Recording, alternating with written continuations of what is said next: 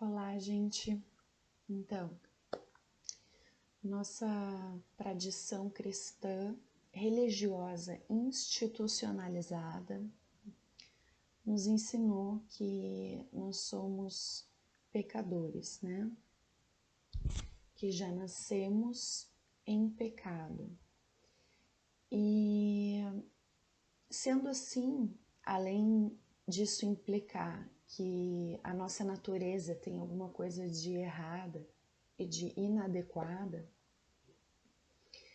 isso também, ou seja, a gente tem que ficar se consertando e se arrumando para ver se lá no final da vida a gente alcança o merecimento de ir para um paraíso.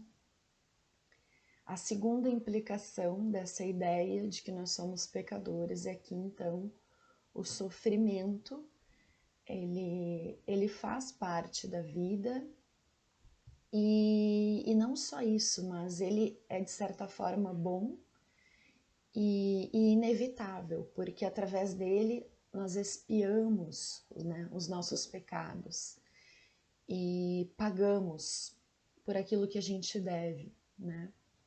Então, nesse sentido, o sofrimento seria uma coisa boa. Pois então, e por que a gente acredita nisso, né? Mesmo que você não acredite de forma consciente, mesmo que você pense de forma consciente que isso é bobagem, e talvez você não pense porque a gente simplesmente acata essa ideia, né? A gente simplesmente aceita essas ideias que a gente sempre aprendeu, sem nunca questionar. Mas mesmo para quem questiona essa ideia de forma consciente, fica aquela impressão lá no inconsciente, né? Fica aquela impressão lá dentro de que realmente a nossa natureza é má, porque afinal de contas também conforme a gente vai crescendo na família, na sociedade, na formação do nosso ego, quando nós somos bem crianças, a gente escuta, o que a gente mais escuta são nãos, né? Até dos nossos pais que querem preservar a nossa vida, ok, faz parte, mas a gente vem com toda aquela alegria, aquela espontaneidade de criança, sem conhecer os riscos concretos da vida, e a gente escuta muitos nãos, nãos que são nos dados para salvaguardar a nossa vida, mas também muitas instruções de comportamento, né? Não responde assim, não faz isso, não fala a verdade para a vizinha, né? Quando você falou mal da vizinha e aí a criança vai lá e conta na maior ingenuidade e vem aquele não, ou não se comporta assim, não senta assim. Então são muitos nãos que vão nos tolhendo e nos dão na vida esse sentimento de inadequação, esse sentimento de que a gente não está agradando, de que a gente não está sendo de que a gente não está sendo agradável ou sendo correto, ou que a gente não está se adequando em nenhum lugar onde a gente esteja, né?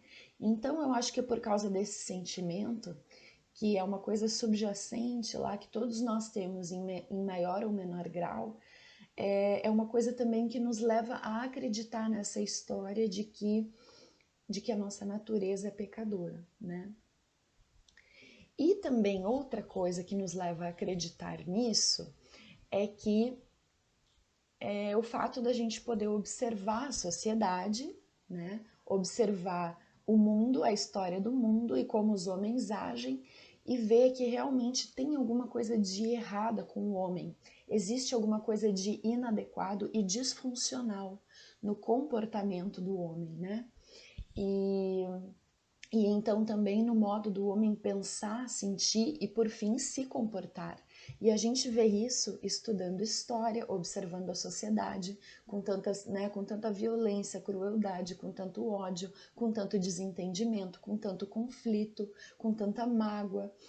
E também observando as nossas relações e até observando a nós mesmos. Basta a gente observar com sinceridade os nossos pensamentos e emoções para a gente ver que nós estamos cheios de contrariedades, né? E cheios de inclinações egoístas.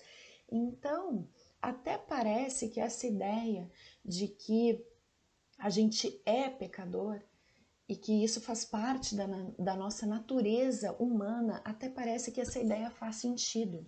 Mas veja bem, vamos estabelecer uma diferenciação importante. Sim, a gente vê que existe uma certa disfuncionalidade em todos os seres humanos. É uma coisa que a gente compartilha como humanidade. A gente pode verificar, observar isso, né? Porém, isso não significa necessariamente que essa disfuncionalidade de comportamento que todos nós compartilhamos não significa que isso necessariamente faça parte do que a gente é. Não significa que isso necessariamente faz parte da nossa natureza. Talvez a gente compartilhe essa disfuncionalidade, todos nós, mas como um fator acidental que nos ocorreu, né, no nosso caminho evolutivo. Então, percebe como isso faz diferença, né? Porque se a gente não é, na nossa natureza, a gente não é errado e inadequado. Na nossa natureza, de repente, então, nós somos seres divinos, seres puros, né? Fagulhas de Deus, criação de Deus perfeita, né? Obra da natureza. Nós somos perfeitos. E aí, aconteceu alguma coisa aí no caminho com toda a humanidade, né? Com todos os homens, que resultou nesse comportamento disfuncional. E como vocês sabem, que o tema que eu mais abordo aqui nesse canal, essa disfuncionalidade está no modo de operar da mente, né? No sistema operacional que a gente recebeu, que está na nossa mente. Porém, essa disfuncionalidade, ela pode ser superada, né? Então isso implica dizer que não tem nada de errado com a gente. Se essa disfuncionalidade da mente e esse nosso modo sempre inclinado ao egoísmo de agir fizesse parte de quem a gente é e da nossa natureza, seria simplesmente impossível existir Buda ou existir um Jesus, seria impossível existir pessoas que conseguiram transmutar, né, transmutar a dualidade da mente e esse modo disfuncional da mente operar. Seria impossível transmutar, enfim, eu estou falando do quê? Do ego, né? É o ego, essa coisa que todos nós temos em comum, que nos aconteceu. Só que justamente o ego não faz parte da nossa natureza. Ele é o falso eu. Ele é quem a gente não é. Então, olha só a diferença de você descobrir que você não é errado ou inadequado, né? Você é uma expressão de Deus, né? Você é uma das formas pelas quais Deus quis se experimentar. Você é uma das formas pelas quais Deus quis experienciar a vida, né? É isso que você é.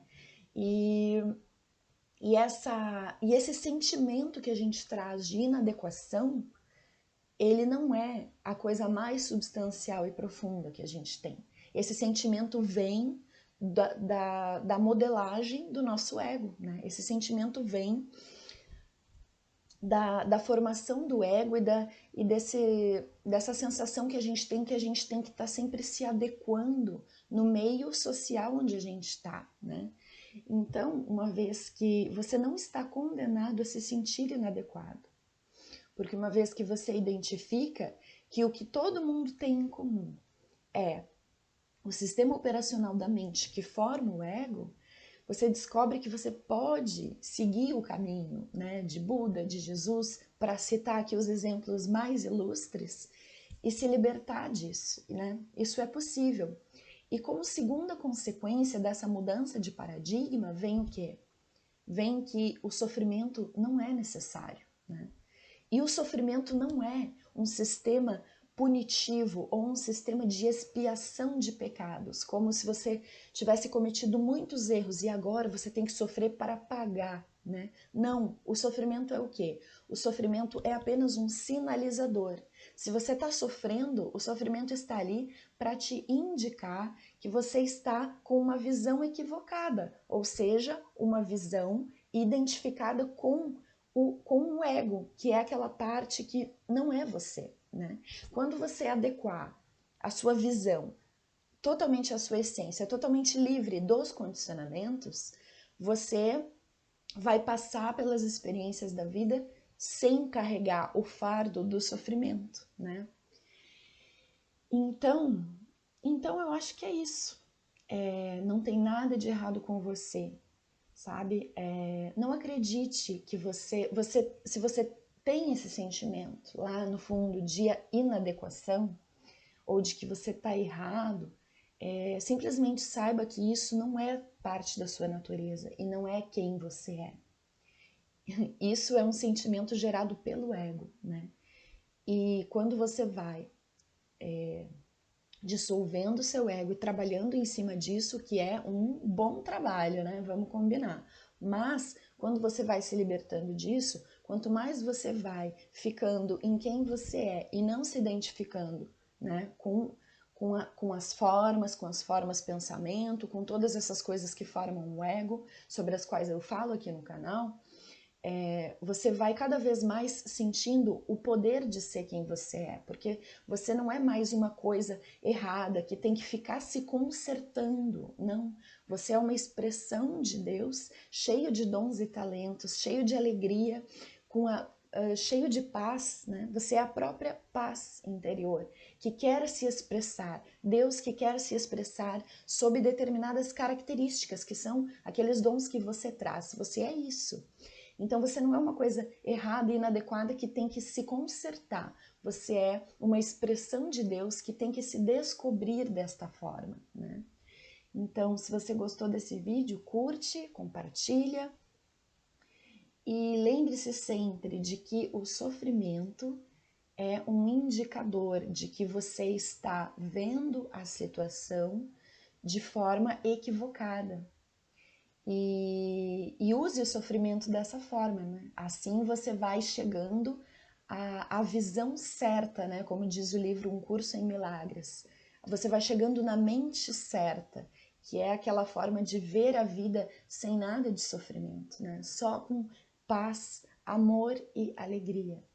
É isso aí. A gente se vê no próximo vídeo. Um beijo para você.